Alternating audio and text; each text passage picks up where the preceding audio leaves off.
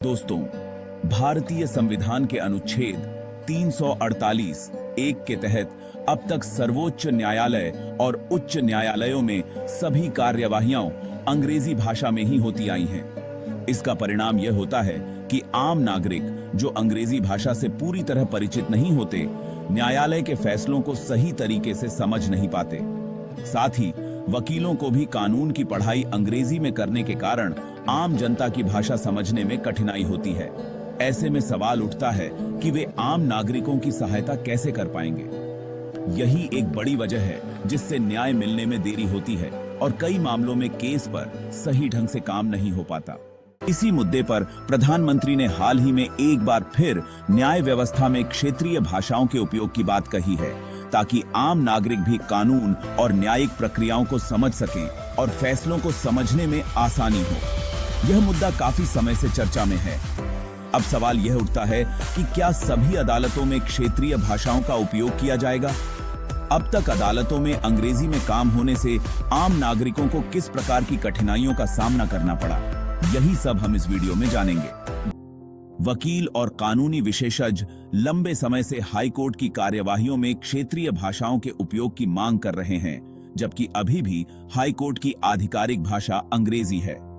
कुछ समय पहले सीजेआई डीवाई चंद्रचूड़ ने भी अदालतों में क्षेत्रीय भाषाओं के उपयोग की आवश्यकता पर जोर दिया था।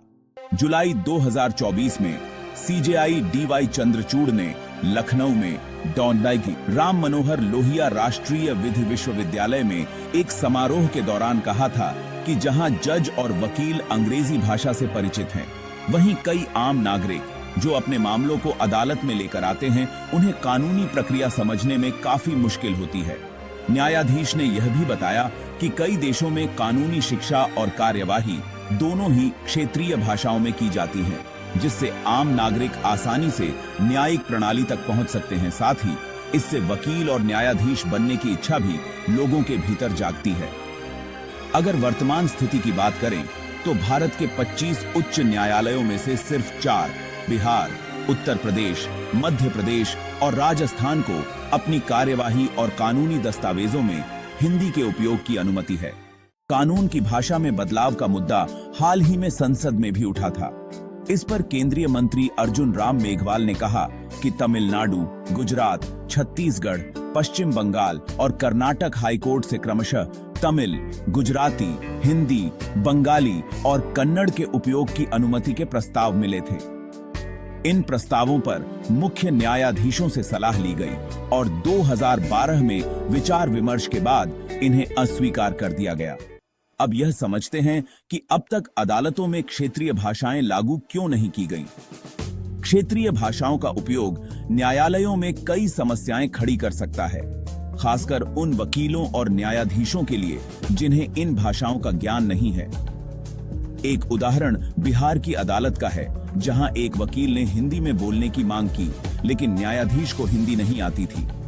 इस समस्या से निपटने के लिए वकीलों और न्यायाधीशों को क्षेत्रीय भाषाओं की ट्रेनिंग देनी होगी और उन्हें उचित संसाधन भी उपलब्ध करवाने होंगे। अब सवाल यह है कि क्या उच्च न्यायालयों में क्षेत्रीय भाषाओं का उपयोग कानून की भाषा के रूप में किया जाएगा? इस पर आपकी क्या राय है? हमें कमेंट्स में जरूर बताएं। जल्द ही मिलेंगे एक नई वीडियो और एक नए विषय के साथ। धन्यवाद।